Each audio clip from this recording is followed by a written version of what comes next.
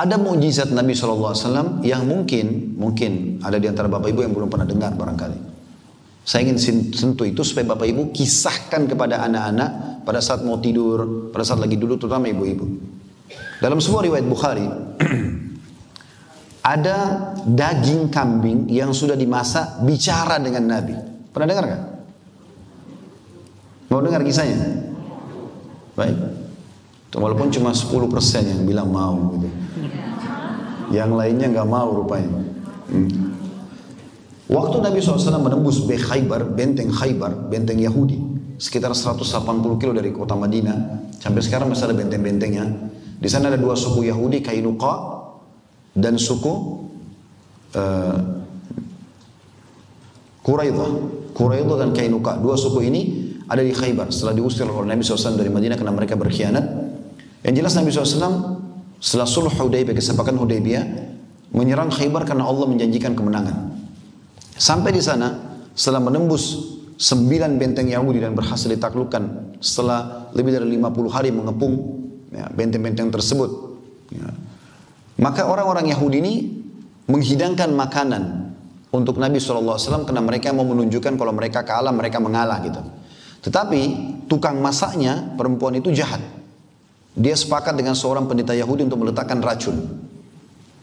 Kemudian dihidangkanlah banyak sekali nampan-nampan makanan, dan kebetulan waktu itu para sahabat dalam buku-buku sirah disebutkan mereka kelaparan karena kehabisan makanan dalam peperangan tersebut. Akhirnya orang-orang Yahudi ini tahu Nabi SAW paling gemar makan paha kambing. Ditaruhlah di nampan yang paling depan roti gandum dan di atasnya paha kambing. Yang lain gak ada paha kambingnya. Sehingga pada saat sahabat lihat, oh ini kesukaan Nabi, mereka gak sentuh nampan itu. Dihidangkan depan Nabi SAW. Lalu sudah berapa hari sahabat tidak makan, habis 3-4 hari kehabisan makanan, mereka kelaparan benar. Kemudian waktu mereka menunggu Nabi SAW menikmati, begitu Nabi SAW mencuri potongan daging tadi, kemudian memasukkan ke mulut beliau, dan sahabat akhirnya juga makan. Bayangkan kalau 3 hari kehabisan makanan, seperti apa laparnya. Begitu mereka baru mau mencuil, Nabi SAW keluarkan yang dari mulut beliau lalu mengatakan, Kuffu aidiyakum, tahan tangan kalian. Ada yang mengatakannya, Rasulullah, kami lapar, belum makan 2-3 hari. Kata Nabi SAW, Kuffu aidiyakum, tahan tangan kalian dulu, jangan ada yang makan. Lalu Nabi SAW bilang apa? Panggil pendeta-pendeta Yahudi di benteng ini. Dipanggil beberapa orang.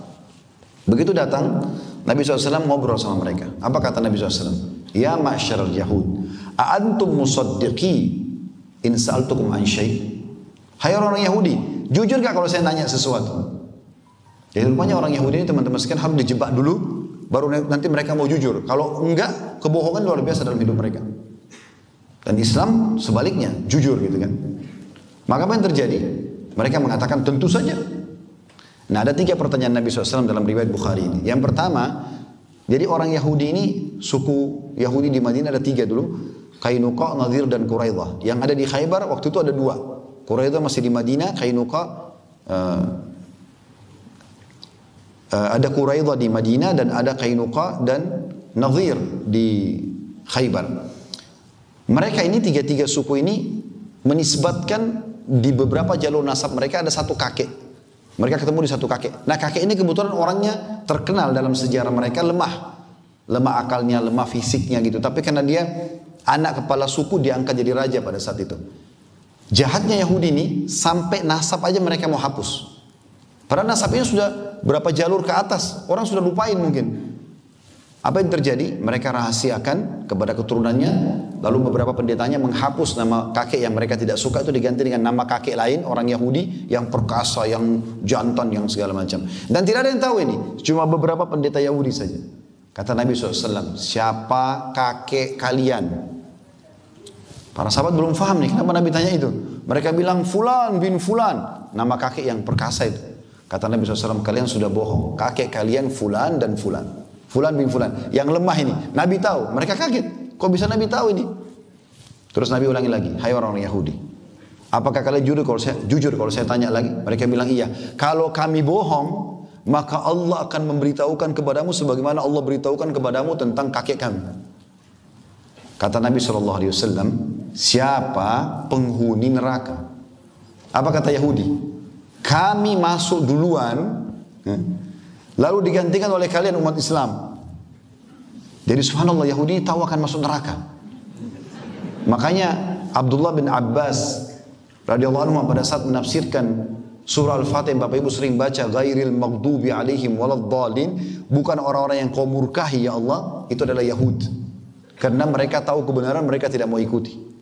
Waladdallin, dan bukan orang sesat, Nasrani. Mereka mau berdakwah tapi salah, mengatakan Isa anak Tuhan. Makanya kita selalu mengatakan amin supaya kita nggak ikutin mereka. Yahudi tahu, mereka bilang apa? Kami masuk neraka dulu, baru nanti digantikan kalian. Kata Nabi SAW, kalian bohong, kami tidak akan pernah menggantikan kalian. Maknanya kita akan masuk surga. Lalu Nabi tanya yang ketiga, ini saksi bahasannya.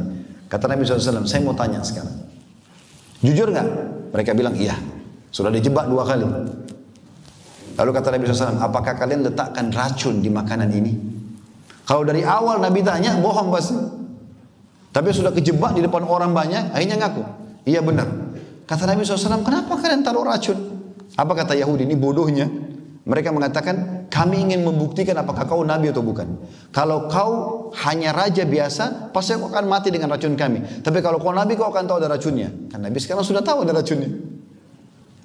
Lalu kata mereka apa? Hai Muhammad, siapa yang beritahukan kepada kamu tentang racun kami taruh? Tidak ada yang tahu ini kecuali satu orang pendeta sama satu orang tukang masaknya saja. Yang lain tidak ada yang tahu. Nabi SAW angkat paha kambing yang sudah dimasak. Beliau mengatakan, akhbarani hadza dhira, yang telah memberitahukan kepadaku paha kambing ini. Ngomong sama Nabi, ya Rasulullah, saya diracuni. Udah pernah dengar belum kisahnya? Tanamkan ke anak-anak itu. Bapak Ibu rasa ada tambahan keimanan tidak dengan kisah begini? Coba tanamkan kepada anak-anak itu. Biar mereka mengenal siapa itu Nabi Muhammad SAW. Bukan hanya sekedar Nabi Muhammad. Gitu. Bukan cuma itu teman-teman sekalian. Ada mujizat yang lain. Bapak Ibu mungkin sudah pernah dengar. Karena memang dalam Al-Quran ada surah Al-Qamar ya. Surah nomor 54. Tapi kita berharap kalau yang sudah pernah dengar ini pengulangan. Kalau yang belum pernah dengar, ini juga sebuah mujizat yang sangat besar. Nabi Muhammad SAW pernah membelah bulan dengan jari telunjuknya. Sudah tahu belum? Alhamdulillah, sudah tahu? Belum sudah yang mana? Pernah satu kali dalam hadis Bukhari, ini hadis sahih. Nabi Muhammad SAW lagi tawaf di malam hari, pas bulan purnama. Lalu orang-orang Yahudi bilang begini, orang-orang Quraisy mengatakan begini, kita sekarang permalukan Muhammad. Siapa yang melakukan? Satu orang berdiri. Lalu dia mengatakan, hai Muhammad, teriak suara keras supaya orang semua dengar. Apa kau mau kami beriman? Kata Nabi SAW, berhenti tawafnya lalu mengatakan, ya. Lalu orang Quraisy ini mengatakan begini, apa kau lihat bulan itu hai Muhammad? Lagi bulan purnama. Kata Nabi SAW, iya. Apa kata orang ini? Belah bulan itu buat kami. Bulan disuruh belah. Pohon aja kalau mau dibelah butuh waktu. Apalagi bulan yang jauh tidak terjangkau dengan tangan. Mereka niatnya sebenarnya bukan mau minta mujizat, tapi ingin mempermalukan Nabi SAW. Apa yang terjadi? Mereka kaget waktu Nabi SAW mengatakan, kalau seandainya Allah memberikan kepada kalian bulan itu terbelah seperti kalian minta, kalian akan beriman? Malah Nabi balik nantang mereka. Lalu mereka mengatakan, bukan cuma yang bicara, semua Quraisy di belakangnya, tokoh-tokohnya mengatakan, kalau kau Muhammad betul membelah bulan, kami pasti beriman. Maka dalam hadis Bukhari dikatakan, disaksikan oleh para sahabat, orang-orang Quraisy. Lalu kami menyaksikan, ya, bulan di Mekah terbelah menjadi 2 bagian sebelum hijrah Nabi SAW ke Madinah. Sebelah bulan berada di Abu Qubais, sebuah bukit yang menghimpit kota Mekah, dan sisi yang lainnya berada di As-Suwaida, bukit yang lainnya. Jadi Ka'bah itu kota-kota Mekah dihimpit dengan 2 gunung besar, Abi Qubais sama As-Suwaida. Bulan itu dibelah 2 oleh Nabi SAW dengan jari telunjuk beliau, lalu dua-duanya terpisah untuk membuktikan itu betul terpisah. Terpisah benar-benar gitu. Jadi bukan cuma sekedar retak. Apa kata Quraisy? Ini hadis Bukhari Muslim. Sungguh sihir Muhammad hebat sekali. Padahal mereka tadi yang bilang ini, mau akan beriman. Untuk membuktikan ini sihir, kita tunggu orang-orang Quraisy yang datang dari negeri Syam yang ikut perdagangan, kembali ke Mekah. Kita tanya, kalau mereka juga lihat bulan terbelah, berarti bulan benar-benar terbelah. Kalau tidak, berarti Muhammad penyihir. Subhanallah, mereka tunggu kuasa Allah Subhanahu wa taala. Ada kafilah dagang Quraisy datang dari negeri Syam. Hampir satu Mekah itu datang mau nemuin kafilah itu. Lalu bertanya, apakah kalian lihat sesuatu terjadi pada bulan? Jawaban mereka, iya, di waktu ini dan di malam itu. Disebutkan oleh mereka, begitu dalam riwayat ya. Tidak disebutkan malamnya malam apa, tapi yang jelas di waktu itu dan di malam itu, gitu kan? Terjadi bulan terbelah.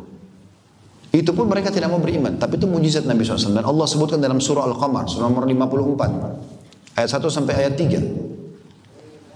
A'udzu billahi minasyaitonir rajim. Iqtarabatis sa'atu wa insyaqqal qamar. Sungguh kiamat telah dekat dan bulan benar-benar telah terbelah. Kalau Bapak Ibu tidak tahu kisah tadi hadis Bukhari Muslim, Bapak Ibu bingung mungkin. Bulan terbelah bagaimana? Ada dijelaskan, pakai jadi telunjuk Nabi sallallahu alaihi wasallam. Wa iyyarau ayatan yu'ridu wa yaqulu sihrun mustamir. Kalau mereka melihat tanda-tanda kebesaran, mukjizat seperti itu, mereka masih berpaling dan mengatakan ini sihir yang terus-menerus. Itu ayat 2. Ayat 3-nya, wa kadzdzabu wattaba'u ahwa'ahum wa kullu amri mustaqir. Mereka mendustakan Nabi dan mengikuti hawa nafsu mereka, dan setiap urusan akan ada ketetapannya. Yang lain juga mukjizatnya teman-teman sekalian, Nabi SAW pernah Nabi lagi khutbah Jumat, baru mulai khutbah, dan kita tahu kalau khutbah Jumat terutama bapak-bapak tahu tentunya hening sekali karena kita dianjurkan mendengar khatib. Ada seseorang dari luar masjid tiba-tiba teriak, "Ya Rasulullah, ya Rasulullah." Nabi lagi khutbah nih. Orang ini rupanya punya hajat yang sangat penting yang tidak bisa ditunda gitu. Lagi khutbah, dia sengaja memang manggil Nabi. Maka Nabi SAW berhentikan khutbahnya lalu berkata, "Malak, ada apa dengan kamu?" Lalu dia mengatakan, "Ya Rasulullah, sesungguhnya hewan-hewan ternak kami mati, pohon-pohon kami juga mati, tanah kami tandus, kami pun kehabisan air. Gak ada air, peceklik. Mumpung Anda di mimbar, mohon kepada Allah agar diturunkan hujan."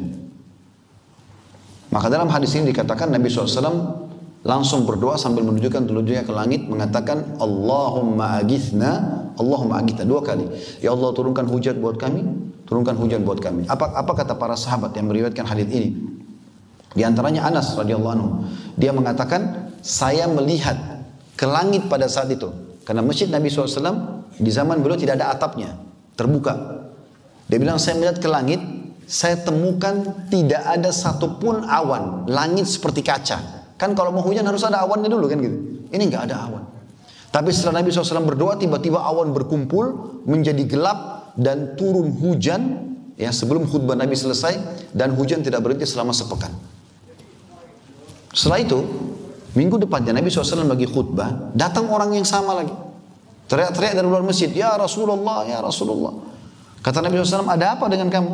Dia bilang, "Ya Rasulullah, binasa hewan-hewan kami, mati pohon-pohon kami, banjir besar ini, hujan tidak berhenti seminggu. Minta kepada Allah agar hujan ini diberhentikan." Terjadi mujizat besar sini.